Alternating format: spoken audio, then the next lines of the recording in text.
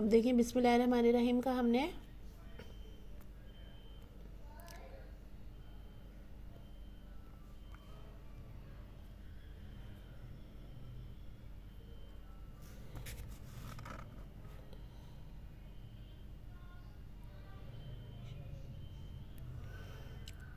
کہ کیا ترجمہ ہے. شروع اللہ کے نام سے جو بےحد مہربان نہایت رحم کرنے والا ہے. شروع کرتا ہوں اللہ کے نام سے جو بڑے مہربان نہایت رحم والے ہیں.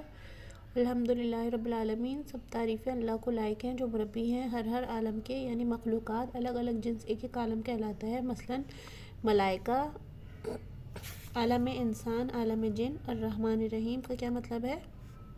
جو بڑے مہربان نہایت رحم والے ہیں. مالک یوم الدین، جو مالک ہیں روز جزا کے.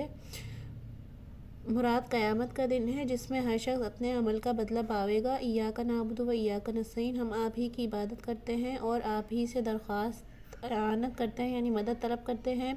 اہدنا الصراط المستقیم، بتلا دیجیے ہم کو راستہ سیدھا.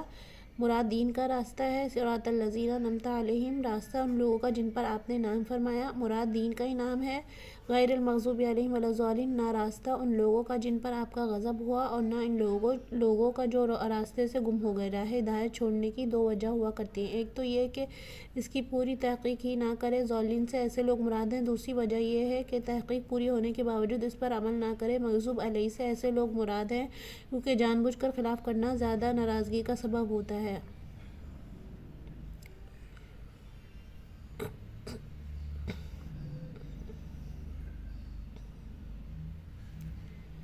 معارف و مسائل. سورہ فاتحہ کے مضامین. سورہ فاتحہ 7 آیتوں پر مشتمل ہے، جن میں سے پہلی 3 آیات میں اللہ تعالیٰ کی حمد و ثنا ہے اور آخری 3 میں انسان کی طرف سے دعا درخواست کا مضمون ہے جو رب العزت نے اپنی رحمت سے خود ہی انسان کو سکھایا ہے.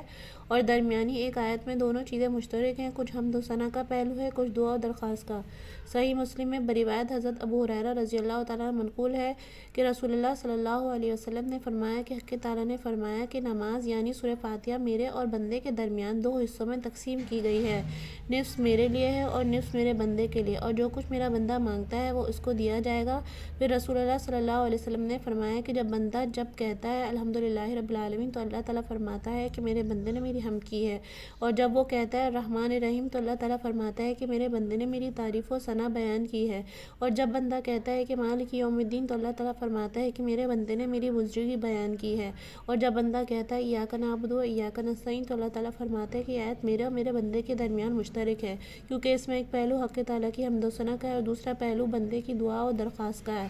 اس کے ساتھ یہ بھی ارشاد ہوا کہ میرے بندے کو وہ چیز ملے گی جو اس نے مانگی. پھر جب بندہ کہتا ہے اہدنا الصراط المستقیم تو حق تعالیٰ فرماتا ہے کہ یہ سب میرے بندے کے لیے ہے اور اس کو وہ چیز ملے گی جو اس نے مانگی.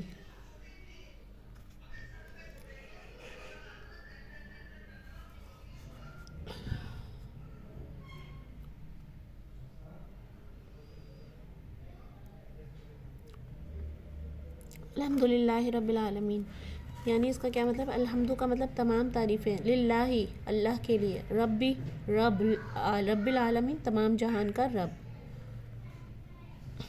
یعنی رب العالمین تمام جہان کا سب تعریفیں. یہ تو لفظی ترجمہ ہو گیا یعنی ایک ایک لفظ کا. اب اس کا پورا جملے کا کیا ترجمہ ہے؟ الحمدللہ رب العالمین، سب تعریفیں اللہ کے لیے جو پالنے والا ہے سارے جہان کا.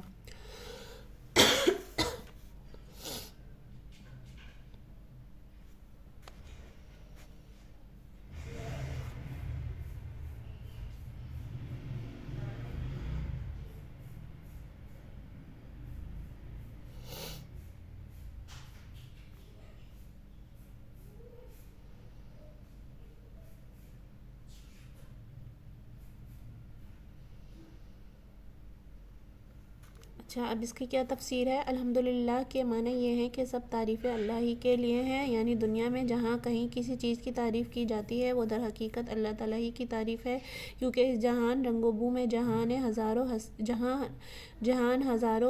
حسین مناظر اور لاکھوں دلکش نظارے اور کروڑوں نفع بخش چیزیں انسان کے دامن دل کو ہر وقت اپنی طرف کھینچتی رہتی ہیں اور اپنی تعریف پر مجبور کرتی ہیں. اگر ذرا نظر کو گہرا کیا جائے تو ان سب چیزوں کے پردے میں ایک ہی دست قدرت کار فرما نظر آتا ہے، اور دنیا میں جہاں کہیں کسی چیز کی تعریف کی جاتی ہے اس کی حقیقت اس سے زیادہ نہیں جیسے کسی نقش و نگار یا تصویر کی یا کسی صنعت کی تعریف کی جائے۔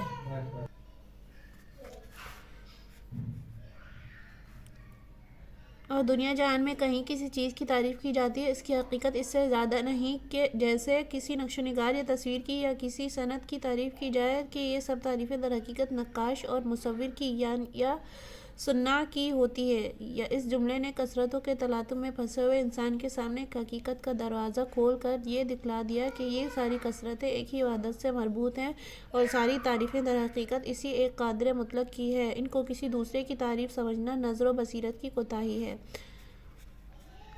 ابھی ایک فارسی کا شعر لکھا اور یہ ظاہر ہے کہ جب ساری کائنات میں لائے کہ ہم در حقیقت ایک ہی ذات ہے تو عبادت کی مستحق بھی وہی ذات ہو سکتی ہے۔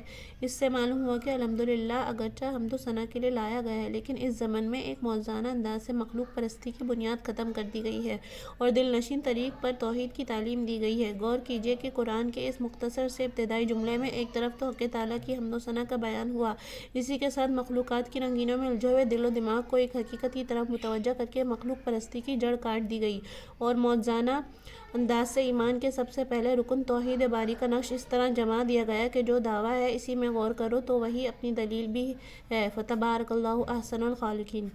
رب العالمین کی تفسیر۔ اس مختصر ابتدائی جملے کے بعد اللہ تعالیٰ کی پہلی صفت رب العالمین ذکر کی گئی ہے۔ مختصر الفاظ میں اس کی تشریح دیکھیے۔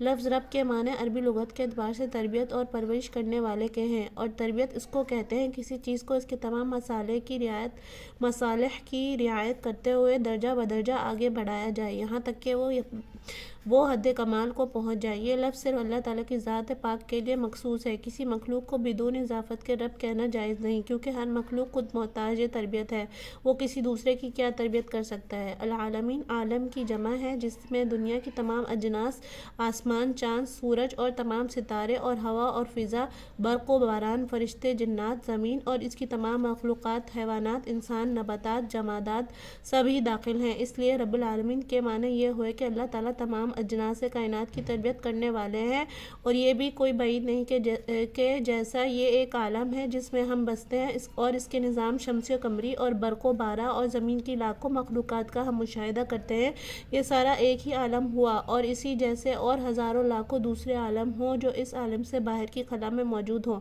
امام رازی نے اپنی تفسیر کبیر میں فرمایا ہے کہ اس عالم سے باہر ایک لامتناہی خلا کا وجود دلائل عقلیہ سے ثابت ہے اور یہ بھی ثابت ہے کہ اللہ تعالیٰ کو ہر چیز پر قدرت ہے۔ اس کے لیے کیا مشکل ہے کہ اس نے لامتناہی خلا میں ہمارے پیش نظر عالم کی طرح کے اور بھی ہزاروں لاکھوں عالم بنا رکھے ہوں۔ حضرت ابو سعید خدری رضی اللہ تعالیٰ عنہ سے منقول ہے کہ عالم 40,000 ہیں، یہ دنیا مشرق سے مغرب تک ایک عالم ہے، باقی اس کے سوا ہیں۔ اسی طرح حضرت مقاتل امام تفسیر سے منقول ہے کہ عالم 80,000 ہیں۔ قرطبی اس پر جو یہ شبہ کیا جاتا تھا کہ خلا میں انسانی مزاج کے مناسب ہوا نہیں ہوتی اس لیے انسان یا کوئی حیوان وہاں زندہ نہیں رہ سکتا، امام رازی نے اس کا یہ جواب دیا ہے کہ کیا ضروری ہے کہ اس عالم سے خارج خلا میں جو دوسرے عالم کے باشندے ان کا مزاج بھی ہمارے عالم کے باشندوں کی طرح ہو جو خلا میں زندہ نہ رہ سکیں؟ یہ کیوں نہیں ہو سکتا کہ ان عالموں کے باشندوں کے مزاج و طباع، ان کی غذا و ہوا یہاں کے باشندوں سے بالکل مختلف ہوں؟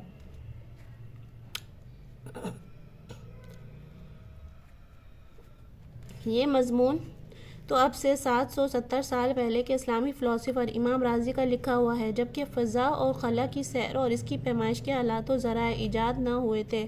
آج راکٹوں اور ٹینکوں کے زمانے میں خلا کے مسافروں نے جو کچھ آ کر بتلایا وہ بھی اس سے زیادہ نہیں کہ اس عالم سے باہر کی خلا کی کوئی حد و نہایت نہیں ہے اور کچھ نہیں کہا جا سکتا کہ اس غیر متناہی خلا میں کیا کچھ موجود ہے۔ اس دنیا سے قریب ترین سیاروں، چاند اور مریخ کی آبادی کے بارے میں جو قیاسات آج کے جدید ترین ماہرین سائنس پیش کر رہے ہیں بلکہ قرینِ قیاس یہ ہے کہ ان کے مزاج و طبیعت، ان کی غذا و ضروریات یہاں کے لوگوں سے بالکل مختلف ہوں، اس لیے ایک کو دوسرے پر قیاس کرنے کی کوئی وجہ نہیں۔ امام رازی کی تائید اور اس سلسلے کی جدید معلومات کے لیے وہ مقالہ کافی ہے۔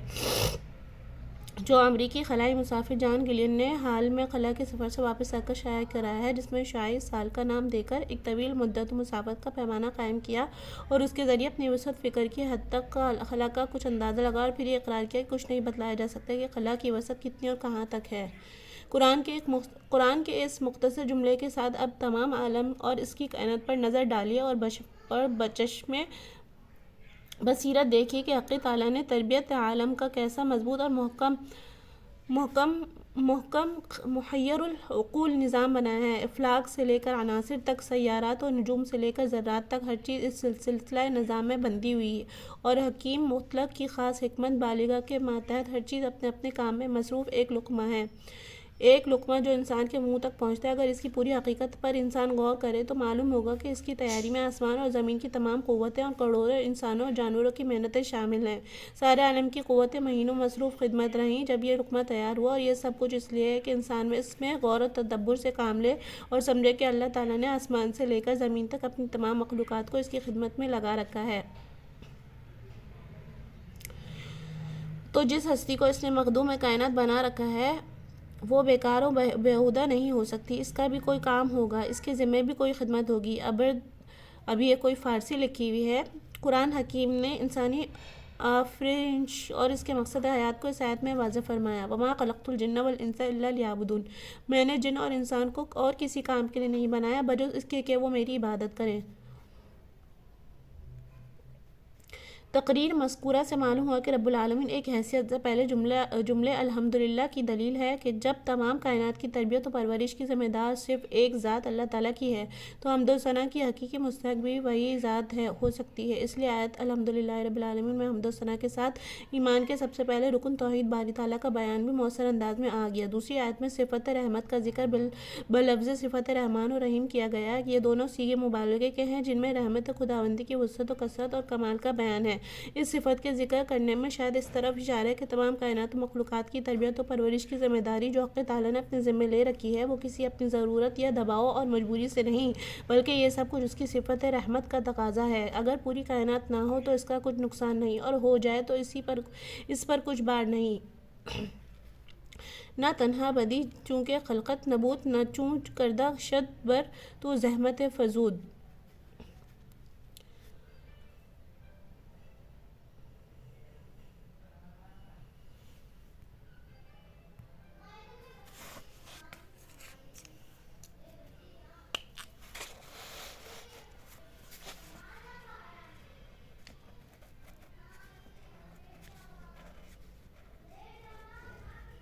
اب ہم اس کی کیلیگرافی کریں گے۔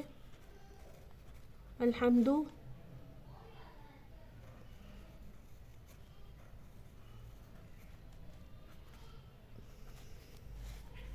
للہ، پہلے لفظی ترجمہ، پھر